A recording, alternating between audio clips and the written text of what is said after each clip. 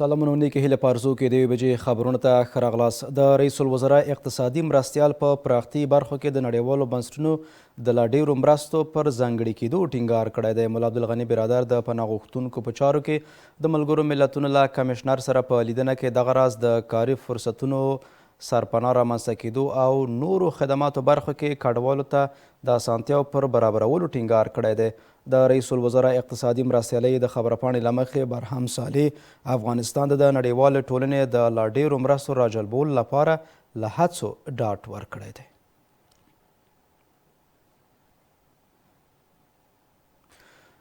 بل لور ته د کورنیو چارو وزارت له سراج الدین حقانی سره د کډوالو په چارو کې د ملګرو ملتونو د عالی کمیشنر له لیدنې خبر ورکړی دی. د دغه وزارت د خبرپاڼې له مخې برهم صالح د کډوالو ستونزو ته د رسیدنې لپاره د همکارۍ پر دوام او هغوی ته د بشرپاله مرستو پر وړاندې کېدو ټینګار کړی دی. سراج الدین حقانی هم په دغه لیدنه کې له راستنه شوو کډوالو څخه په ملاتړ د ملګرو ملتونو سازمان همکاري ستایلې ده. د اسلامي امارت د بهرنیو چارو وزیر د افغانستان او متحده عربي اماراتو ترمنځ اړیکې مخ پر ودې بللې دي. امیر خان متقي په کابل کې د متحده عربي اماراتو له سفیر سره په کتنه کې دغه راز په بیلابیلو برخو کې د دوه اړخیزو اړیکو د پراختیا په مخه د ګډو هڅو پر پیاوړتیا ټینګار کړی دی. د بهرنیو چارو وزارت د خبرپاڼې له مخې د متحده عربي اماراتو سفیر هم ویلي چې هیواد یې په بیلابیلو برخو کې له افغانستان سره د دوامداره همکارۍ ته ژمن دی. د کرنې اوبو لګولو او مالدارۍ وزیر عطاالله عمري هند ته د خپل سفر په لړ کې دغه هیواد د بهرنیو او نساجي صنایعو په چارو کې د دولت له وزیر سره کتلي دي. د کرنې وزارت اعلان وکړ چې په دغه لیدنه کې په کرنیزو مالدارۍ او سوداګرۍ برخو کې د دوه اړخیزو همکاریو د پراختیا په تړاو خبرې شوي دي.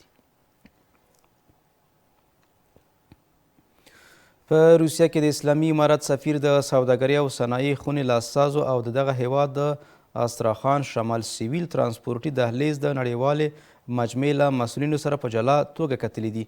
په روسیه کې د افغانستان سفارت اعلان وکړ چې په دغه کتنو کې دواړو لورو کابل او مسکو ترمنځ د سوداګریزو اقتصادي او ترانسپورټي همکاریو پر پراختیا او په کرنیزو انرژۍ او صنعت برخو کې د ګډو همکاریو پر پراختیا خبرې کړي دي.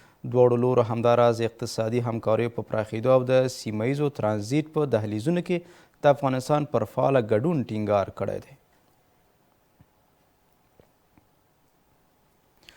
د ټولګټو وزیر او په کابل کې د ترکمنستان سفیر په لیدنه کې په اقتصادي سوداګریزو او رغنیزو برخو کې د دوه اړخیزو همکاریو پر پیاوړتیا ټینګار کړی دی.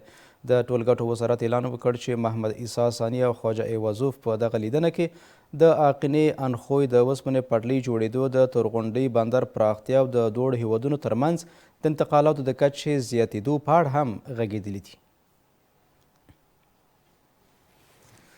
دویمه مرستیال د هرات له والي سره په کتنه کې په دغه ولایت کې د ملګرو ملتونو سازمان د بنسټونو فعالیتونو او برنامو په اړه یې خبرې کړي دي. د هرات ولایت مقام رسنیز دفتر اعلان وکړ چې په دغه لیدنه کې دواړه لوري د نشه یي توکو سره د مبارزې د کډوالو د ستنېدو د مدیریت د اقلیمي بدلون او د ګډو همکاریو د پراختیا په اړه هم غږېدلي دي.